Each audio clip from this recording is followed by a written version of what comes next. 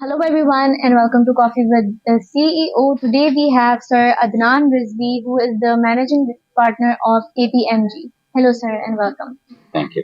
Sir सबसे पहला सवाल मेरा आपसे ये है कि पाकिस्तान की जो पॉलिटिकल सिचुएशन चल रही है, इकोनॉमिक सिचुएशन चल रही है and KPMG is a company that is dealing with abroad as well and you have a lot of clients who are usually MNCs. So जो अनएम्प्लॉयमेंट की सिचुएशन है पाकिस्तान में उसको हम किस तरीके से ओवरकम कर सकते हैं या आप विद इन नेक्स्ट 5 इयर्स इस सिचुएशन को कहाँ जाते हुए देख रहे हैं? क्या इसका और नेगेटिव इम्पैक्ट आएगा या फिर ये कुछ हालात बेहतर हो जाएंगे? देखिए जी, डिफ़िकल्टीज़ हर जगह हैं, पाकिस्तान में भी हैं, दुनिया भर में इस वक्त पे एक इकोनॉमिक डाउन टर्न है जो चल रहा है। तो पाकिस्तान में हमने बहुत सारे मुश्किल सिचुएशंस देखी हैं और we have always come out of that.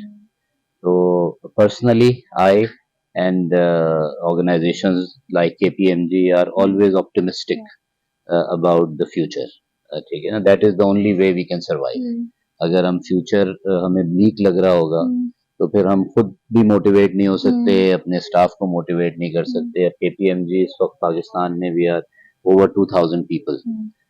ठीक है ना, तो सबको मोटिवेट रखने के लिए ये जरूरी है कि हम एक ऑप्टिमिस्टिक व्यू लें चीजों का, प्रैक्टिकल अप्रोचेस लें, लेकिन ये कि वी शुड ऑलवेज होप कि things will turn for the better. ठीक है ना, तो अब ये है कि जो इलेक्शंस हो गए, अब गवर्नमेंट फॉर्म हो गई, अब कुछ दिनों में लोग चार्ज ले लेंगे, मिनिस्टर्स वगैरह। तो उम्मीद यही है कि better sense will prevail and things will settle down. जो अभी एक अनसर्टेनिटी का पीरियड था दैट विल बी ओवर, तो things will change for better. अब वो कितना 5 साल बहुत बड़ा अरसा है।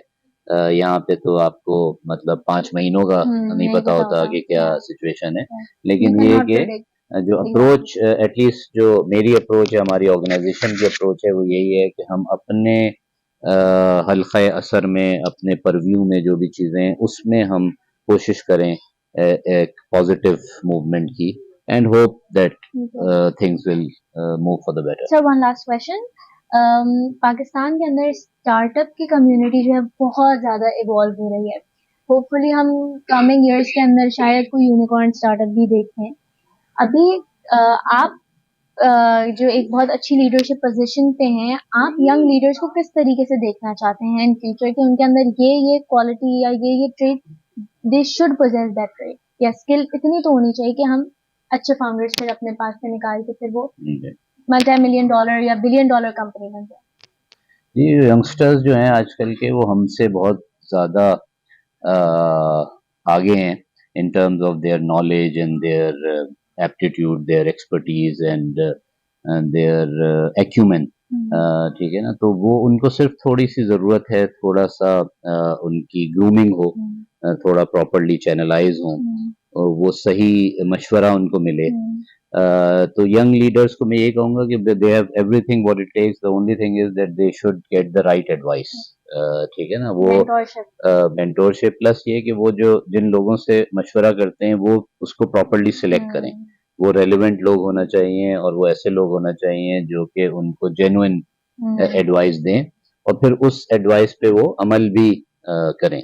तो अगर ये वो कर लेंगे और थोड़ा सा अपने जो सीनियर्स हैं या जो रेलेवेंट सीनियर्स हैं उनके एक्सपीरियंसेस से वो सीखेंगे।